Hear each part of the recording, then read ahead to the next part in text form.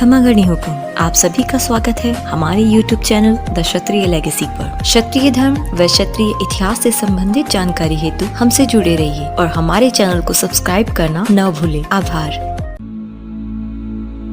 गौर से सुनिएगा कि मुजरा स्वीकार हो राजन। आज से मेरा मस्तक केवल आपके सम्मान में मुजरे के लिए झुकेगा, जो आपके और मेरे जीवन की अंतिम यात्रा तक कायम रहेगा।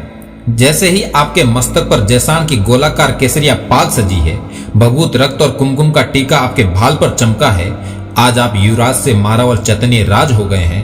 आज जैसान के हर बंसी देगा, यदुवंश से जुड़े हर जीव का सर आपके सम्मान से मुजरे के लिए झुकेगा। जैसान के जो मस्तक कभी किसी के आगे नहीं झुके, वो मस्तक उत्तर भड़ किवाड़ भाटी के वीड़द को साकार करने वाले यदुवंश के सिरमौरों के सम्मान में सदैव झुके हैं और झुकेंगे।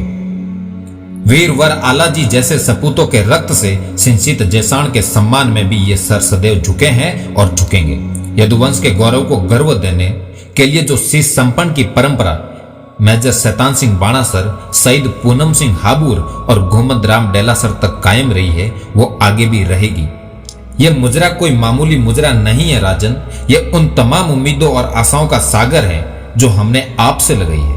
आपसे पहले जो भी इस मुजरे का हकदार रहा, वो जैसान की यदुवंश की हर उम्मीद और आशा पर 100% खरा उतरा है। चाहे वो बालक भोजदेव हो, जिसने निर्भय होकर गोरी की सेना का काल बनना स्वीकार किया और मृत्यु को गले लगाया।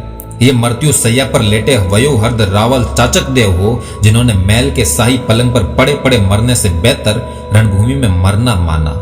चाहे उसके लिए यदुवंशी लड़नाओं को अग्नि स्नान करना पड़ा या समय के अभाव में स्वयं शीश कटार को अर्पित कर धारा स्नान करना पड़ा।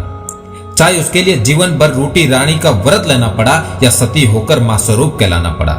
मुजरे में झुके सिरों को सम्मान देने के लिए मेरे सिरमौरों ने निज सत्ता तक हिंदुस्तान की एकता और अखंडता के लिए हिंद के चरणों समर्पित कर दी। जिस गिरधर के सम्मान के लिए सांकड़ा के सपूत सावल ने शत्रु का शीश चढ़ाया, उन्हीं भाटियों की गौरव गाथा सुनाता। लाहौर का भाटी दरवाजा पाकिस्तान में आज भी सीना ताने खड़ा है। आज उन्हीं भाटियों के सिरमौर के सम्मान में झुके हर मुजरेदार के मन में यही सवाल है कि क्या हमारा मारावल यदुवंश की परंपराओं को अक्षुण्ण रख पाएगा? क्या हमारा मारावल हमारा होगा? यदुवंश के ध्वज वाहक चाहे वो राव कहलाए, रावल कहलाए, मारावल कहलाए या गुमनाम रहे, लेकिन वो सदैव अपनी प्रजा के पालक रहे हैं। प्रजा उनके हृदय में, वे प्रजा के हृदय में रहे हैं। पिता पुत्र का पवित्र बंधन जो सदियों से प्रजा और राजा में रहा, वो यदुवंशियों ने भी अंतिम श्वास तक कायम रखा। उन्होंने कंकड़ पत्थर और गारे से बने महलों पर राज नहीं किया, जनता के दिलों पर राज किया, जो 1947 से पहले भी कायम था और आज भी कायम है और आगे भी कायम रहेगा। यही उम्मीद हर जैसाणवासी और हर यदुवंशी की है।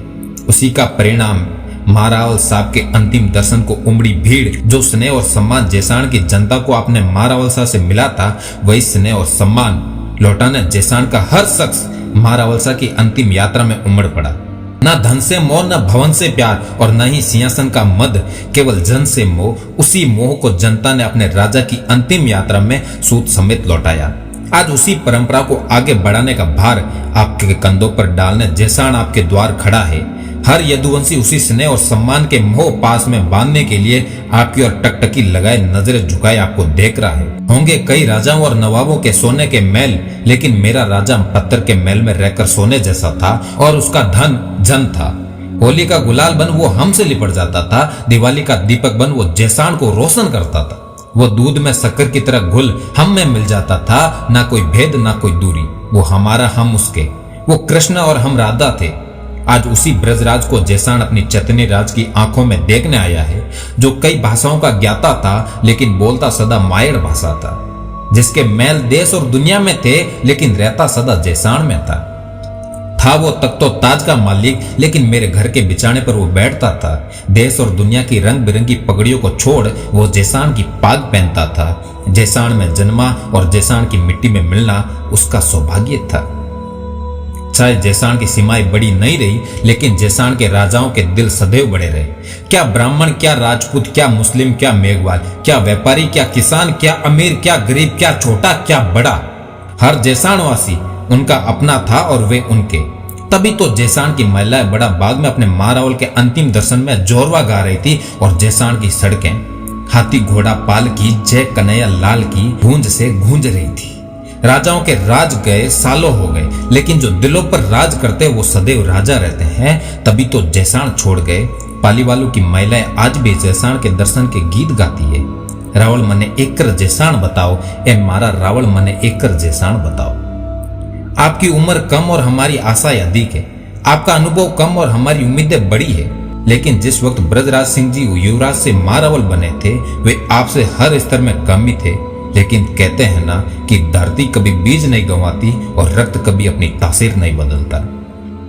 काशी, मथुरा, प्रयागगढ़, गजनी और भटनेर, दिगम, दिरावर, लुद्रो वो नवो जैसलमेर। यादव काशी से चले तो एशिया के विभिन्न प्रदेशों में अपनी विजय पताकाएं फहराई।